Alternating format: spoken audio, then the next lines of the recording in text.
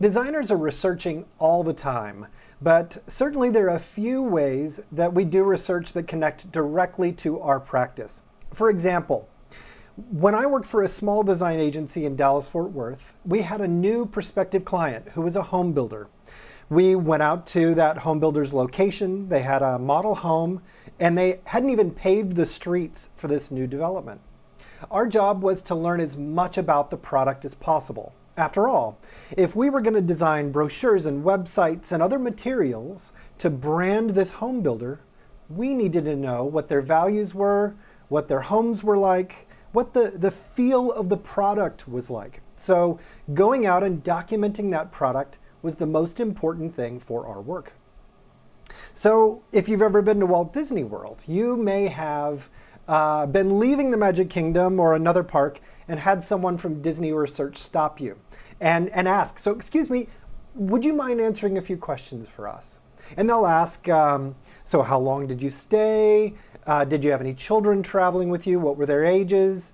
Did you eat at any restaurants? What was your experience? So they're doing research to find out, how did it go? How are our product offerings, our services, this experience of the theme park, how's it working? And how could we get better?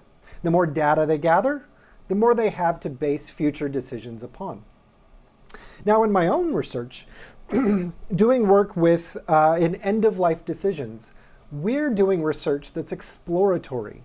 We're trying to find out what barriers prevent people from recording their end-of-life choices, kind of like medical wishes, doing financial planning, people willing their items and things that are important to them to others. So this is a really sensitive topic that many people don't want to talk about. Our research is to find out what people value, so then we might know where to enter the problem itself, so we can design something that people can share those wishes in a way that feels most comfortable to them.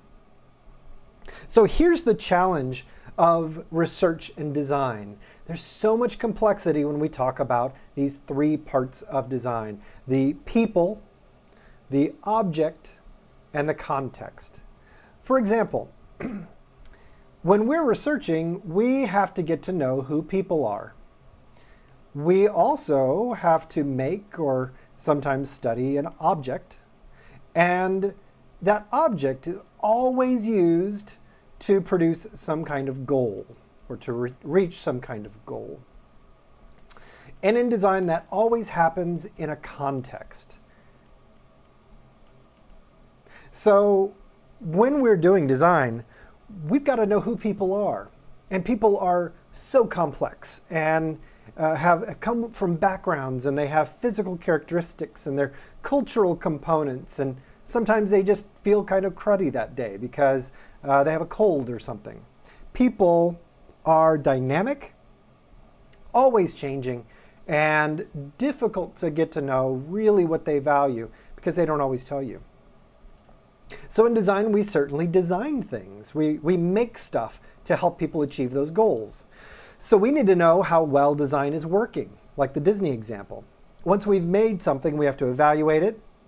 Or before we ever make it, we have to know, what should it look like?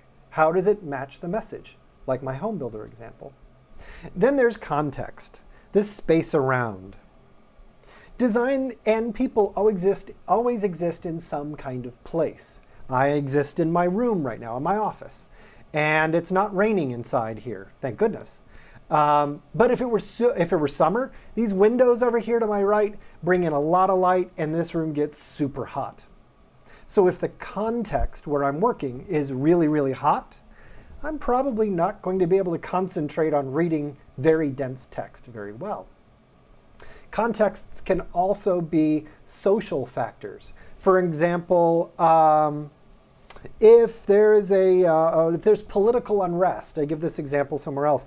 If there's political unrest in a country, or if there are riots, then the context, the city itself, the country, may create feelings of uneasiness for people, and some design may not even function. Let's say design that promotes, save water and don't waste water. Yeah. those kinds of outcomes are going to be ignored when people are afraid for their lives. So the context itself drives so much of the interaction. The people are always different, always changing, and have different values. And the design sometimes itself can change. It can be in bad shape. It can be broken. Sometimes it doesn't match the goal. So as designers, when we do research, we are doing it so we can learn about these 3 different areas and how they connect, how they align, how we can design most effectively within them. The Disney example is evaluation after the fact. My home builder example is to find out what to build in the future, how to design for that home builder. And then the death and dying example is just to look for where should we innovate and where do we even start.